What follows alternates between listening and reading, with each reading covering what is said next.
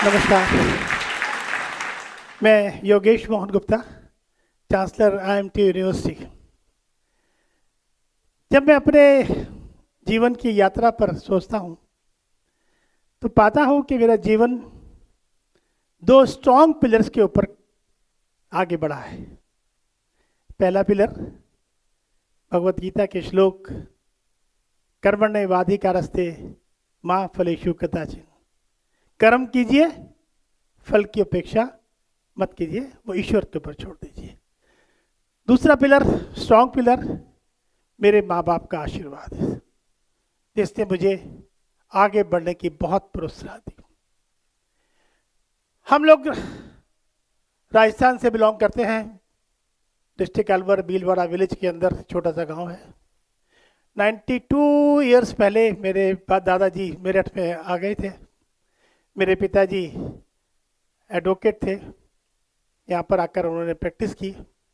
मेरा जन्म 1951 में हुआ और मेरी स्कूली शिक्षा सेंट जॉन्स से होते हुए सेंट मैरीज में स्कूली शिक्षा समाप्त हुई। सेंट मैरीज के विषय में अगर आप जानते हो कि वहाँ सारे बच्चे, अधिकांश बच्चे आर्मी ऑफिसर्स के आते हैं और वो आर्मी के अंदर ही जाते हैं। मेरी भी इच्छा थी कि मैं भी आर्मी में जाऊं, अपने दोस्तों के साथ आर्मी की, अपने देश की सेवा करूं। मगर चूंकि मैं एक वैश्य परिवार से था तो पिताजी की इच्छा थी कि हम, जो हमारा एक पारिवारिक एक चला आ रहा है कि हम बिजनेस में जाएं, पिताजी की आज्ञा का अवहेलना उस समय हम नहीं कर सकते थे। मुझे मेरठ कॉलेज में एडमिशन मिला, बीकॉम किया। बीकॉम के अंदर यूनिवर्सिटी में 4th पोजीशन आई। उसके बाद लॉ किया, 75 में लॉ कंप्लीट किया और पिताजी ने एक सीनियर एडवोकेट के पास में प्रैक्टिस करने के लिए छोड़ दिया। 2 वर्ष प्रैक्टिस की मगर मन नहीं लगा। दिमाग में ये आता था कि तुम कुछ देश की सेवा करनी है, कुछ समाज की सेवा करनी है और वकालत में नहीं हो सकती होगा। हमने पिताजी से कहा हमारे बस की वकालत करना नहीं, क्या करोगे? हम चाहते हैं, क्योंकि उसी समय 1971 की वॉर समाप्त हुई थी और देश के अंदर सेनाओं का आधुनिकीकरण चल रहा था। हम उसमें कुछ योगदान देंगे। और हमारा दिमाग, जो हमने हालांकि सिविल इंजीनियरिंग नहीं करी है, मगर मुझे ऐसा लगता है कि मेरे अंदर सिविल इंजीनियरिंग करने का और सिविल इंजीनियरिंग का मेरे अंदर कुछ है, दिमाग के अंदर कुछ है मेरे अंदर और मैं कर सकता हूँ। जैसे एक बच्चा होता है ना, पिताजी समझते हैं पागल हो गया है, साल 2 साल में फिर वापस आएगा, कर लेते उसे वकालत ही है। खैर, उन्होंने हमारा MBS के अंदर रजिस्ट्रेशन करा दिया। 1 साल के अंदर ही हमने अपनी प्रतिभा का वहाँ लोहा बनवा दिया। वहाँ के कमांडर्स और वो सब कहने लगे इस बच्चे में कुछ तो कुछ है, और वो कहने लगे हमसे कि आपको हम कुछ ऐसे काम देना चाहते हैं जो देश हित में है। मैं उन वर्ष के बारे में डिटेल में नहीं बताऊंगा देश हित की वजह से, मगर 79 तक मेरी वहाँ पर बहुत अच्छी पहुँच हो गई थी। 79 में मेरा विवाह हुआ सौरभ जी के साथ में। एक अच्छी लाइफ चल पड़ी थी। 3 वर्ष के अंदर 2 संतान, 2 पुत्र हुए। अब समाज देश सेवा तो हो रही थी मगर समाज सेवा नहीं हो रही थी, तो हमने सोचा कि समाज सेवा के लिए रोटरी ज्वाइन किया चाहिए। मैंने 1982 के अंदर रोटरी ज्वाइन किया और मेरे समाज सेवा का भी एक मेरा अध्याय खुल गया। बहुत अच्छा जीवन चल रहा था और मेरे कार्यों को, उस समय डिफेंस मिनिस्टर थे KC पंत हुआ करते थे। KC पंत जी एक बार मेरठ में आए, उन्होंने मेरे कार्य देखे, उन्होंने मेरे कार्यों की सराहना की। मुझे बहुत अच्छा लगा। डिफेंस मिनिस्टर जब आपकी सराहना करता है तो आपका मन और ऊंचा हो जाता है। करते करते 89 आया। 89 के अंदर मेरे जीवन में जैसे एक बहुत बड़ा वज्रपात हो गया। मेरे पिताजी की सितंबर के महीने में निर्मम हत्या कर दी गई। उस चोट को सहने की हिम्मत नहीं थी। मैं और मेरी माँ के पास रोने के अलावा कुछ नहीं बचा था। मेरा जीवन सारा खत्म हो चुका था। मुझे आशा नहीं थी कि ऐसा मेरे साथ होगा। एक अच्छे भरे फुलवाड़ी के अंदर सारा बर्बाद हो गया था। मेरे सामने सिर्फ माँ के आंसू। किस तरह से अपने माँ के आंसू पोंछूं, यही मेरा एक ध्येय रह गया था। माँ मुझे बाहर जाने नहीं देती थी क्योंकि पिताजी की हत्या हुई थी। उनको डर था कि मेरे बेटे की भी हत्या ना हो जाए। घर में मुझे बंदिश हो गया था। 1 वर्ष तक मैं माँ के चरणों में पड़ा रहा। मैंने 1 वर्ष के बाद पूछा उससे, माँ मैं आपके लिए क्या करूं जिससे आपका मन लगे, इस तरह से जीवन नहीं चल पाएगा। तो माँ ने मुझसे कहा कि आप एक काम करिए, मेरे लिए एक होम साइंस का कॉलेज खुलवा दीजिए, जहाँ मैं धर्मार्थ का कार्य करूँगी, बच्चों को पढ़ाऊँगी, उनका जीवन बनाऊँगी, यही मेरे जीवन का उद्देश्य रहेगा। मुझे मेरी प्रसन्नता हुई कि चलो, मेरी माँ ने मुझे कुछ कहा। मैंने एक फ़ाइल तैयार करी और मैं उस फाइल को लेके मेरठ यूनिवर्सिटी की वाइस चांसलर के पास गया। वाइस चांसलर ने जब मेरा देखा, हमने कहा हम ये काम धर्मार्थ करेंगे, हम किसी बच्चे से कोई फीस नहीं लेंगे, स्थान हमारे पास में है, आप सिर्फ हमें एक संबत्ता एफिलिएशन दे दीजिए। उन्होंने कहा संबत्ता हम दे देंगे, मगर आपको एक सिस्टम में आना पड़ेगा। जो सिस्टम उन्होंने बताया वो मुझे मंजूर नहीं था। मैं धर्मार्थ कार्य करने गया था, अनैतिक कार्य करने नहीं गया था। मैंने अपनी फाइल उठाई, वापस आया, माँ के पास बताया, जबकि मैंने कहा मैं उस कार्य को नहीं कर सकता आपकी खुशी के लिए जो मेरा हृदय गवाह नहीं दे रहा है। माँ ने मुझे कहा आपने ठीक किया, मगर मुझे मन ही मन दुख था कि मैं माँ के सपनों को पूरा नहीं कर पा रहा हूँ। 3 वर्ष इसी प्रकार बीत गए। जो मेरे कार्य थे उनको मैंने किसी तरह से पूरा कराया और वहाँ से मैंने MBA से मेरा कार्य करने का मन हट चुका था। 94 आया, बहुत समस्या गंभीर थी, परिवार की समस्या गंभीर थी, बच्चे थे, बीवी थी, उनके लिए कैसे होगा। एक दिन अखबार के अंदर मैंने एक एडवर्टीजमेंट आया, न्यूपोर्ट यूनिवर्सिटी US की थी, कि वो MBA के लिए कॉलेजेस खोलने के लिए यहाँ पर सेंटर खोल रहे हैं। हमने अप्लाई कर दिया, इजीली हमको 94 के अंदर न्यूपोर्ट यूनिवर्सिटी का एक सेंटर मिल गया। हमने international institute of management technology के नाम से एक कॉलेज की स्थापना हो गई। पहले वर्ष के अंदर 7 बच्चों ने एडमिशन लिया, इसमें से एक मैं भी था, स्वयं भी था। वर्ष के अंत तक 3 विड्रॉ कर गए, 4 बचे। अभी मन बहुत निराशा था, क्या करना चाहिए। 95 आया, जनवरी में मैं अपने ऑफिस से बैठा हुआ था माल रोड वाले कॉलेज पर ही, वहीं पे जहाँ हमने ये प्रारंभ किया था। एक सज्जन आए मेरे पास में, बहुत ही हैंडसम, और उन्होंने मुझसे कहा कि मैंने सुना है कि आप एजुकेशन में आना चाहते हैं। मैंने कहा जी हाँ। उन्होंने कहा हाँ आपकी मदद करेंगे। एक अनजान व्यक्ति मुझसे कह रहा है हम आपकी मदद करेंगे। उन्होंने मुझे बताया कि AICTE ने अभी प्राइवेट के अंदर MBA PGDM खोलने के लिए, संबद्धता देने के लिए, अप्रूवल देने के लिए ये एक अपना विचार बना लिया है और मैं आपकी इसमें मदद करूँगा। उन्हें शाम तक ही उन्होंने अपने, शायद वो तैयार होकर आए थे, अपने बैग में से फॉर्म निकाला और मेरे सामने उसको भरना शुरू करके शाम तक कंप्लीट करके और नेक्स्ट डे जाके उन्होंने AICTE के अंदर उसको सबमिट कर दिया। मुझे बड़ा आश्चर्य हो रहा था, क्या हो रहा है एकदम ये। 15 दिन के अंदर ही वहाँ से टीम आ गई। उस समय कुछ ज़्यादा आवश्यकता नहीं थी PGDM कोर्स खोलने के लिए। 10 कंप्यूटर, 700 किताबें, 3 क्लासरूम, ये सब कुछ हमारे पास में था। टीम आ गई, टीम ने उठा के हमको एकदम से अप्रूवल दे दिया AICTE जाने के बाद। अर्थात ये देखिए 95 के अंदर हमको PGDM खोलने की अनुमति मिल गई। जब अनुमति पत्र आया, मैं उसको लेके अपनी माँ के पास गया। जब मैंने उनको दिखाया कि इस तरह से हमको PGDM खोलने की अनुमति, उनकी आँख में फिर आंसू आ गए, मगर वो आंसू दुख के नहीं थे, वो आंसू खुशी के थे। उन्होंने मुझसे ये कहा, बेटा तुमको अब ये राह मिल गई है जो मैं दिल से चाहती थी, इस राह पर चलो, मगर उससे पहले आपको मेरे साथ 2 वायदे करने होंगे। मैंने कहा बताइए। पहला वायदा ये होगा कि आप किसी भी सिस्टम के आगे नहीं झुकोगे। दूसरा, हम राजस्थान से बिलोंग करते हैं, हम शिक्षा से कोई पैसा वेतन के रूप में या पारितोषिक के रूप में नहीं लेंगे। मैंने दोनों वायदे उनसे किए और आज तक मैं उन वादों को निभा रहा हूं। हम अभी कोई पैसा एक भी हम नहीं अपने वेतन में या पारितोषिक के रूप में हम संस्थाओं से नहीं लेते हैं। 96 आ गया, उसी समय एक सरकारी आदेश आया कि इंटरनेशनल और इंडियन नाम के ऊपर बैन लग गया है, आप नाम बदलिए। तब तक हमारा नाम IIMT के नाम से मशहूर हो चुका था, तो हम इंटरनेशनल से अब यहाँ IIMT मैनेजमेंट कॉलेज पर आ गए थे। फिर वहीं हमको बताया गया कि अगर हम PGDM से अगर MBA कोर्स प्रारंभ करेंगे तो उसकी स्वीकार्यता ज़्यादा होगी और बच्चे उसके बाद में डॉक्टरेट भी कर पाएंगे, PGDM के बाद डॉक्टरेट नहीं कर पाएंगे। हमने कहा वहाँ तो यूनिवर्सिटी से लेना तो बड़ा कठिन काम है, वहाँ तो सिस्टम चलता है, वो सिस्टम तो हम करेंगे नहीं। तो उन्होंने कहा नहीं ऐसा नहीं है, आप वहाँ मत जाइए, आप पूर्वांचल यूनिवर्सिटी में जाइए, वहाँ जो वीसी हैं बहुत ही ईमानदार हैं और वो आपकी मदद अवश्य करेंगे।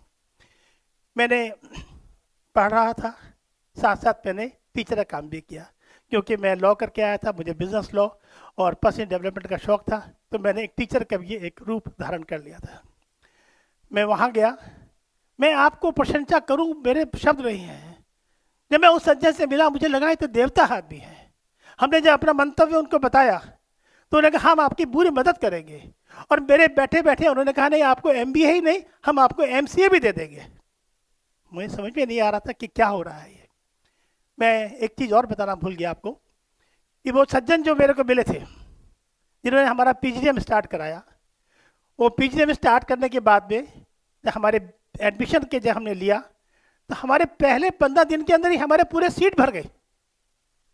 मुझे आश्चर्य हुआ, और जैसे ही हमारे सीट भरी, कॉलेज प्रारंभ हुआ, वो सज्जन कहाँ चले गए मुझे आज तक नहीं मालूम। हम कभी कभी उनके विषय में सोचते हैं कि वो सज्जन कौन थे, तो हम एक ही बात याद आती है, वो सज्जन मनुष्य नहीं थे, वो सज्जन स्वयं ईश्वर आए थे रास्ता दिखाने के लिए हमको, और रास्ता दिखाया और रास्ता दिखाकर चले गए। वो टीम आ गई, उन्होंने देखा, हाथ किया तो उन लोगों ने टीम ने अप्रूव कर दिया, वहाँ जाके वीसी साहब को दिया, हमारे पास पीजीडीएम से एमबीए हो गया, एआईसीटी में गए, एमसीए भी हो गया, और 97 में हमारा एमसीए स्टार्ट हो गया। 2000 आया, क्योंकि हम पहले बैच निकला हमारा 97 में, पहला बैच निकलते ही हमारा 15 दिन के अंदर 100% प्लेसमेंट था। बड़ा आश्चर्य हुआ, पूरे हिंदुस्तान में नाम हो गया कि एक ऐसा कॉलेज है जहां 100% प्लेसमेंट हो रहा है। बच्चे हमारी तरफ आने लगे, बच्चे हमारी तरफ आकर्षित होने लगे। 2000 के अंदर हमको गंगानगर में जहां बैठे हैं यहाँ स्थान मिल गया था, यहाँ हमने इंजीनियरिंग कॉलेज स्टार्ट हो गया हमारा। 2001 के अंदर मेरे पिताजी के मित्र थे, आज भी हैं, मैं उनका बहुत सम्मान करता हूँ, डॉक्टर मुरली मनोज जोशी जी। उनके पास हमारा जाना होता था, हमसे बोले कि योगेश जी आप एक काम करिए, आपके पास माल रोड में स्थान खाली हो गया है, वहाँ पर आप पंडित दीनदयाल उपाध्याय मैनेजमेंट कॉलेज के नाम से एक कॉलेज खोल दीजिए। मुझे उनका विचार बहुत अच्छा लगा, और वहाँ पर हमने 2001 के अंदर बीबीए, बीसीए और बीएड। मुझे उस कॉलेज के विषय में बताने में मुझे बड़ा गर्व हो रहा है कि हमारा जब से वो कॉलेज खुला है, हमारे बच्चे वहाँ, पहले ये मेरठ यूनिवर्सिटी थी, अब सीसीएस यूनिवर्सिटी हो गई है, वहाँ पर हमारे बच्चे प्रतिवर्ष मेरिट लिस्ट के अंदर 1 या 2 स्थान प्राप्त करते हैं, और मेरठ कॉलेज, मेरठ स्कूलों के बच्चे फर्स्ट प्रायोरिटी के ऊपर दीनदयाल उपाध्याय मैनेजमेंट कॉलेज के अंदर एडमिशन लेने के लिए ललायित रहते हैं। इधर हमारी यात्रा इंजीनियरिंग शुरू हो गया था, अब हमारे लिए कैंपस बढ़ाने की था। इसी में धीरे धीरे हमने IMT pharmacy college, IMT hotel management, IMT college of education BEd, और इस तरह से अन्य कॉलेज हम खोलते चले गए। यहाँ पर भी हमने बीबीए, बीसीए भी प्रारंभ कर दिया। बच्चों की संख्या बढ़ती रही, 2006 आ गया। 2006 में हमको फिर ईश्वर ने प्रेरणा दी कि अब यहाँ से हट के हम चलते हैं ग्रेटर नोएडा के अंदर, वहाँ हमको स्थान मिल गया था, और 2006 के अंदर हमने ग्रेटर नोएडा कैंपस प्रारंभ कर दिया वहाँ भी। और इस बीच हम यहाँ पर अपने यहाँ पर सुदृढ़ करते रहे, यहाँ पर हम कोशिश करते रहे कि हम बच्चों का सेटिस्फेक्शन और पेरेंट का सेटिस्फेक्शन हम जरूर चले, और वो डिपेंड करता था कि हम कितना प्लेसमेंट करा पाते हैं। प्लेसमेंट में हम कामयाब रहे, बच्चे और पेरेंट्स का विश्वास हम जीतते रहे। हमने वहाँ नोएडा में खोला 2006 के अंदर। 2007 के अंदर हमको समस्या आई, किसान लोग आते थे हमारे पास, उनको कोई डायरेक्शन नहीं मिलता था। हमसे कहा कि सर हमें कुछ ऐसा करिए कि हमारे लिए भी कुछ करिए। हमने कहा चलो हम आपके लिए रेडियो स्टेशन खोलते हैं, गृहिणियों के लिए रेडियो स्टेशन खोलते हैं। 2006 के अंदर रेडियो आईएमटी आया, मेरा रेडियो 90.4 एफएम। मुझे आज बड़ा गर्व हो रहा है कि भारत के अंदर टॉप 10 कम्युनिटी रेडियो स्टेशन के अंदर आईएमटी 90.4 एफएम आता है। वो अपनी स्थिति को प्रकार करे हुए हैं, और अभी मुझे मालूम चला है कि भारत सरकार ने उसको 10 लाख रुपए का एक ग्रांट भी दी है। ये भी एक पहला रेडियो स्टेशन है जहां ग्रांट मिली है। 2007 आया, पेरेंट्स हमारे पास आते थे, उनको समस्या होती थी कि पहले वो बच्चे को एडमिशन दिलाए किसी स्कूल में, फिर किसी कॉलेज में जाए, यूनिवर्सिटी में जाए। तो हमारे पास ये था कि सब अगर एक स्कूल खुल जाए तो हम बच्चे को हम लेंगे, बच्चा हमें दीजिए और हम आपको इंजीनियर, डॉक्टर या प्रोफेशनल बना कर देंगे। 2007 के अंदर हमने IMT एकेडमी खोल दिया। IMT एकेडमी आज हमारा भारत सरकार ने कुछ चुने हुए हिंदुस्तान के अंदर कॉलेजेस को ATL लैब की सुविधा दी, जहां उन्होंने फंडिंग किया, जिसमें हमारा IMT एकेडमी भी एक भाग्यशाली हमारा स्कूल है जहाँ पे ATL की लैब खुली हुई है भारत सरकार के द्वारा प्रायोजित। पहले जैसे आपको बताया कि मैं रोटरी में बहुत एक्टिव था। 2008 के अंदर मैं रोटरी का गवर्नर बना। 2009 के अंदर मुझे विश्वास नहीं आया कि मैंने क्या किया कि मुझे वर्ल्ड का बेस्ट फोर्थ गवर्नर का अवार्ड के लिए मुझे घोषित हुआ और बर्मिंघम में बुला के मुझे 30,000 रोटरीज के बीच में आके सम्मानित किया गया। मेरे जीवन के अंदर इससे बड़ा सम्मान मैं समझता हूँ मुझे नहीं मिल सकता।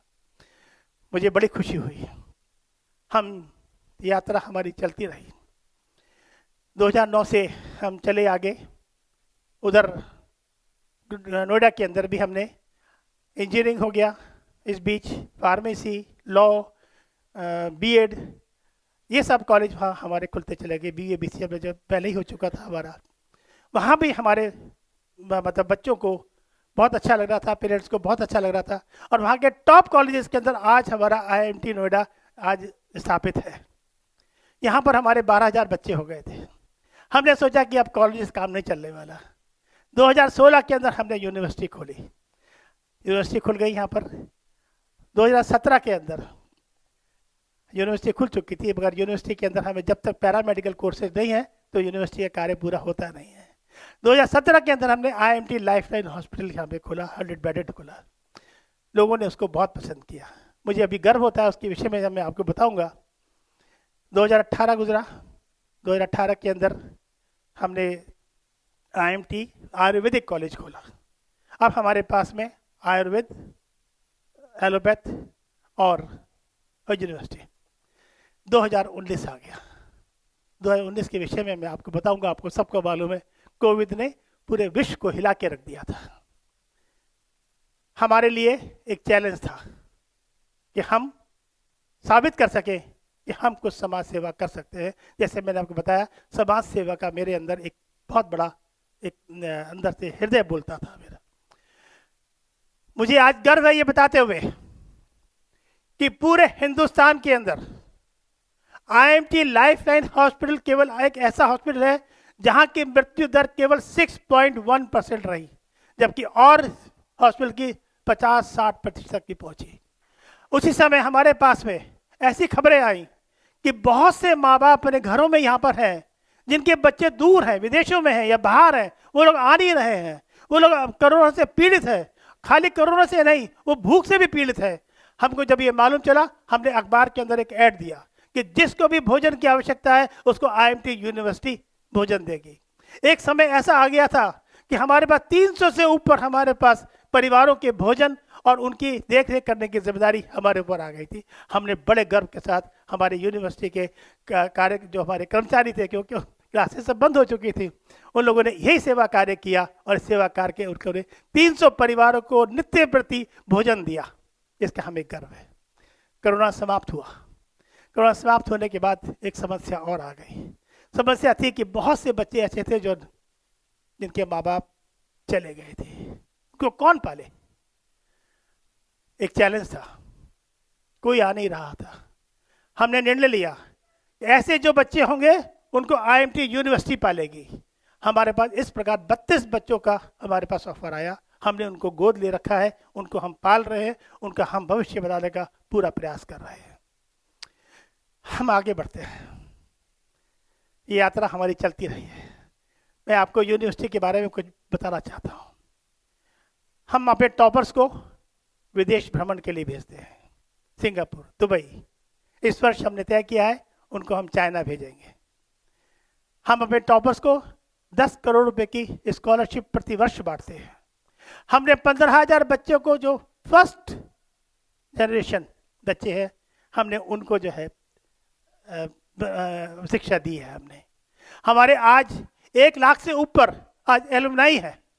हमारे यहाँ 30,000 से ऊपर एलुमनाई हमारे विदेशों के अंदर है।